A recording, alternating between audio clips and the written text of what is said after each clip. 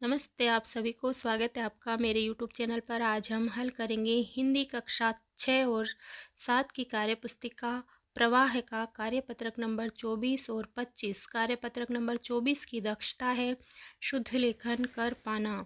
हम इन कार्यपत्रकों को हल करें इससे पहले मेरी वही पुरानी गुजारिश आपसे कि अभी तक आपने मेरा चैनल सब्सक्राइब नहीं किया है तो चैनल को सब्सक्राइब करें। वीडियो पसंद आए तो लाइक और शेयर करें।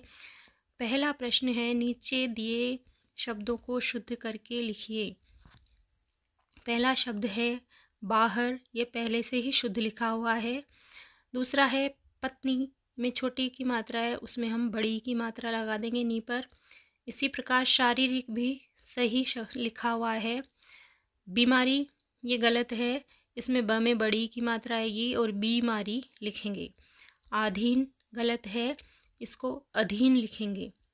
चिन्ह, इसमें च में छोटी की मात्रा रह गई है, यहाँ पर छोटी की मात्रा लिख के और है के नीचे हलंत लगा के न, और ये दूसरा रूप भी इसका हम ऐसे भी लिख सकते हैं, इसको ये भी सही है। दिवाली नहीं होती है, सही शब्द होता है दीपावली। मिठाइयाँ में बड़ी ई की मात्रा हटके और छोटी ई की मात्रा हो जाएगी और ये मिठाइयाँ इस तरह से लिखा जाएगा।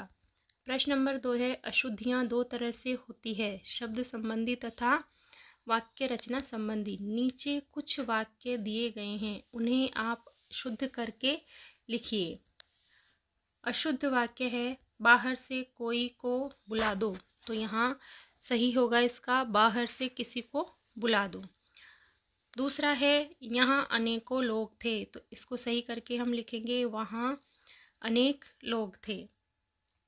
तीसरा है, मेरे को तुम्हारे से कुछ कहना है, तो इसको सही करके हम लिखेंगे मुझे तुमसे कुछ कहना है।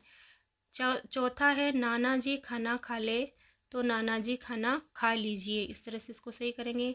पांचवा है, लड़का पढ़ रहे हैं, तो लड़का पढ़ रहा है। दिव्या को 3 भाई है, दिव्या के 3 भाई है। विपुल खाना खाता खाता सो गया, विपुल खाना खाते खाते सो गया। आठवां है, तुम तुम्हारा काम करो, तो इसका सही होगा तुम अपना काम करो। नवां है, कृपया करके मेरी बात सुनिए, तो सही लिखेंगे इसको कृपया मेरी बात सुनिए। 10वां है, क्या आप दूध पी लिए, तो इसको सही लिखेंगे हम क्या आपने दूध पी लिया है। तो इस प्रकार ये कार्यपत्रक 24 हुआ। अब हम चलते हैं कार्यपत्रक नंबर 25 की ओर। कार्यपत्रक नंबर 25 में गद्यांश पद्यांश को पढ़कर समझ के साथ उत्तर दे पाना। यहाँ पर एक गद्यांश है, उसको हम पढ़ लेते हैं। गर्मियों के दिनों में एक चींटी बहुत प्यासी थी। कुछ देर चलने के बाद वह एक नदी के पास पहुंची। सामने पानी था लेकिन वह सीधे नदी में नहीं जा सकती थी, इसलिए वह एक पत्थर पर चढ़ गई। जैसे ही उसने पानी पीने की कोशिश की, वह सीधी नदी में गिर गई। उसी नदी के किनारे पर एक पेड़ की टहनी पर एक कबूतर बैठा था। उसने चींटी को पानी में गिरते देख लिया।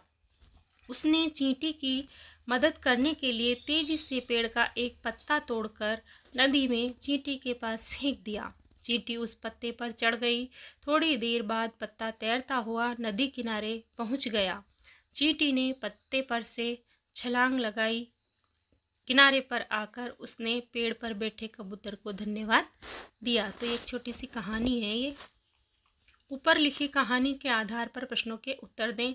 कबूतर ने चींटी के लिए पत्ता फेंका, किस लिए फेंका था? चींटी की मदद करने के लिए, तो इसमें राइट करेंगे।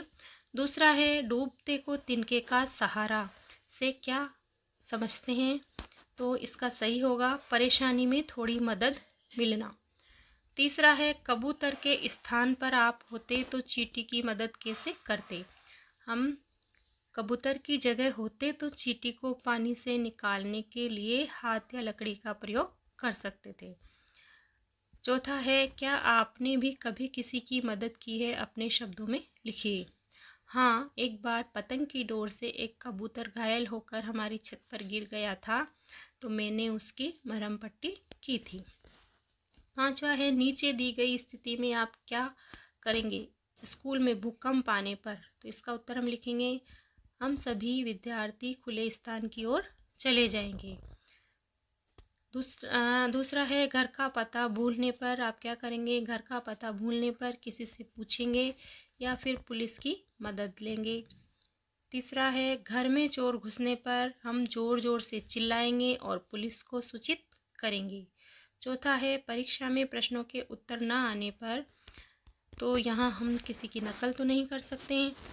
अगर नहीं आ रहा है तो हम तय करेंगे कि अगली परीक्षा में हम पूरी तैयारी के साथ परीक्षा में बैठेंगे।